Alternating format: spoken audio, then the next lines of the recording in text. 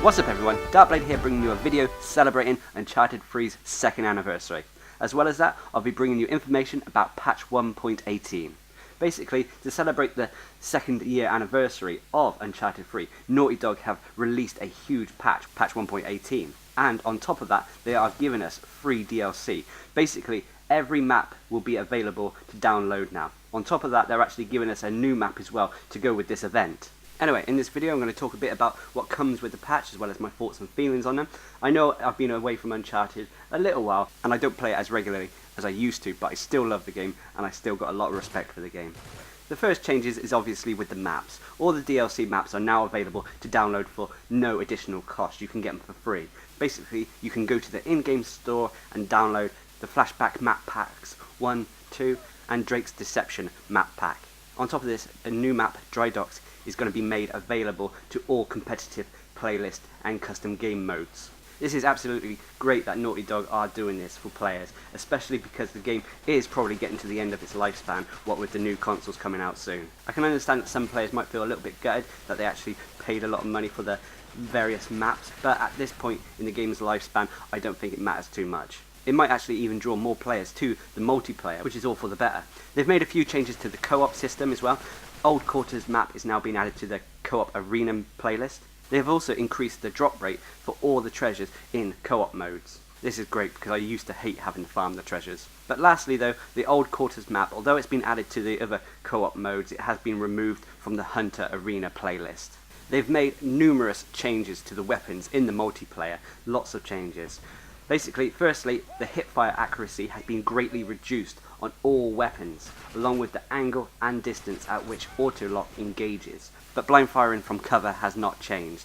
This, I assume, was to prevent people from running and gunning. Basically, there's not a lot of skill just running up to someone blindly firing. This should hopefully prevent that and make players use their aim a little bit more. They've increased the recoil for the M9.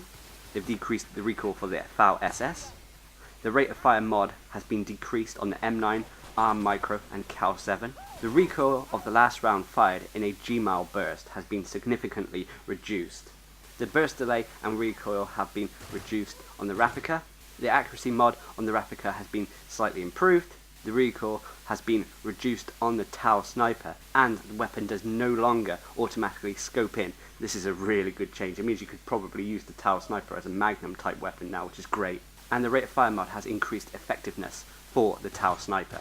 See, there's a lot of weapon changes here. Most of them are for the good, I think. A lot of nerfs here. Hopefully this should balance out the game a little bit more. With these changes, we should no longer see weapons that are overpowered compared to the others. Now, they've made a few gameplay changes as well to the multiplayer. The sprint maneuverability has been reduced slightly, so you will be sprinting more in a straight line rather than all over the place. The mega bombs and cluster bombs can no longer be thrown back in competitive modes only, so custom game modes, so on and so forth, you can still throw these bombs back. The marked man power play now occurs only when a team is 8 kills up instead of 6. This is great because sometimes the power plays shall we say, sometimes they could be annoying. As well as the marked man power play being changed, the other ones have changed too. The exposed power play occurs now when a team is 10 kills up instead of 8, and the range that players' names appear has been reduced from 40 meters to only 20 meters. And of course this means the double damage power play has changed as well, because I used to hate the double damage power play. The double damage power play now occurs when a team is 15 kills ahead instead of 10, and the damage done by the losing team does only 1.5 times the damage instead of just double the damage. I suppose now that they've changed this, that double damage power play is actually incorrect. It's actually not double damage, but anyway. The deathmatch mode has been removed when playing team objective.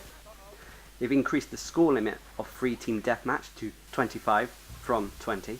They've increased the score limit of free-for-all from 15 to 20. And Naughty Dog have taken multiple steps during the matchmaking process to help find games with lower ping. Waiting times to find matches during these off-peak hours may increase. Hopefully they will increase. They made a few changes to some of the medal kickbacks. Now cost 12 medals and lasts for 25 seconds.